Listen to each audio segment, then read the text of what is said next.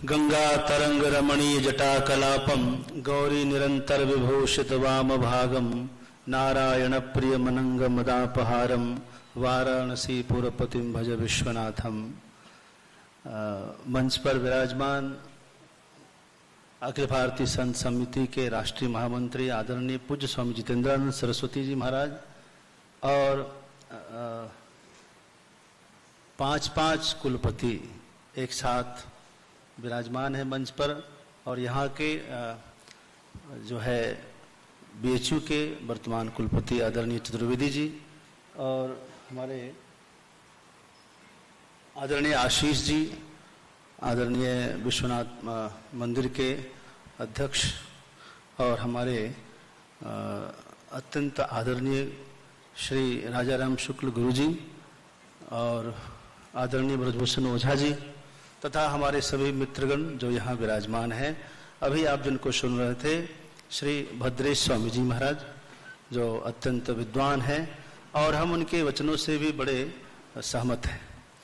वैसे तो आपने सब बहुत धैर्य के साथ सुना है, मैं भी सबको सुना हूँ, अब सुनाने के लिए कुछ रहा नहीं है, फिर भी 2-4 बातें अपनी ही कह देनी चाहिए। हमारे गुरुजों ने कहा है कि अपनी कोई नई बात हो तो कह के निकलना चाहिए, ज़्यादा किसी का पिष्ट पेशन हमारा नहीं करना है।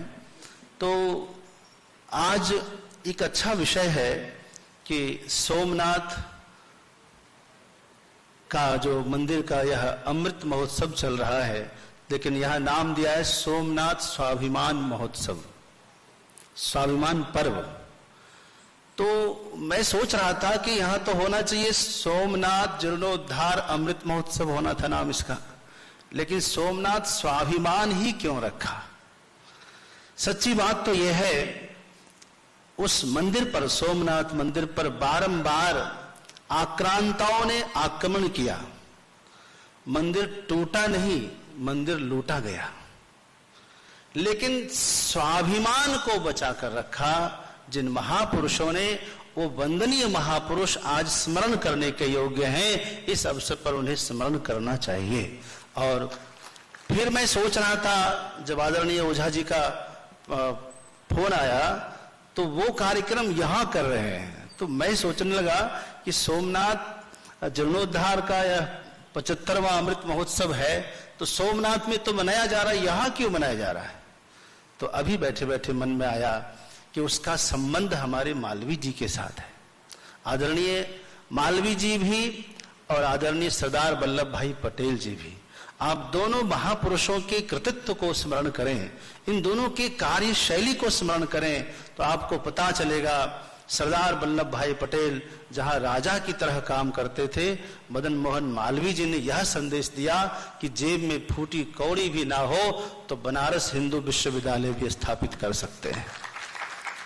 आप सब जानते होंगे इस विश्वविद्यालय की स्थापना किस तरह से, किस परिस्थिति में उन्होंने किया, और कुछ भी नहीं है फिर भी आपका मनोबल है, आपका स्वाभिमान है, तो आप बहुत से बड़ा कार्य कर सकते हैं। सोमनाथ बार बार लूटे जाने के बाद भी आज स्वर्ण शिखर से सुशोभित है, खड़ा है।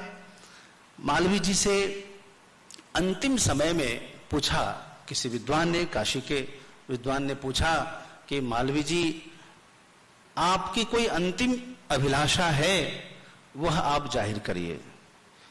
तो मैं तो वहां था नहीं, लेकिन मैंने सुना है विद्वानों से, तो उन्होंने एक इच्छा जाहिर की कि कोई मुझे आकर कहे कि भारत का हर युवा श्रीमद् भगवद गीता अपने हाथों में लेकर घूम रहा है तो मुझे मुक्ति मिल जाएगी। यानी मैं बार बार आऊंगा और श्रीमद् भगवद गीता का प्रचार करूंगा। मालवीय जी से किसी ने पूछा था कि एक बात बताइए कि आप बनारस हिंदू विश्वविद्यालय में आप विश्वनाथ की स्थापना कर रहे हैं और यहां से आप क्या संदेश देना चाहते हैं। इन्होंने तो उनका यह शब्द था, मैं चाहता हूं कि यहाँ 20,000 विद्यार्थी, वैदिक विद्यार्थी प्रातः संध्या वंदन करे और सूर्य को अर्घ्य प्रदान करे, यह मेरा सपना है। तो कितना सुंदर सुंदर संकल्प, इतना सुंदर सुंदर महान संकल्प आप करिए। और आज कहीं न कहीं संकल्प वो सार्थक हो रहा है। इन्हीं महापुरुषों के प्रबल जो है इच्छा से, इन्हीं महापुरुषों के प्रबल संकल्प से आज देश जो है भगवा हो रहा है। कुछ लोग अभी कुछ साल पहले ही की बात है, लोग कह रहे थे कि हम इसको गजवा हिंद बनाएंगे, भारतवर्ष को गजवा हिंद बनाने का सपना देख रहे थे और षड्यंत्र में सक्रिय थे।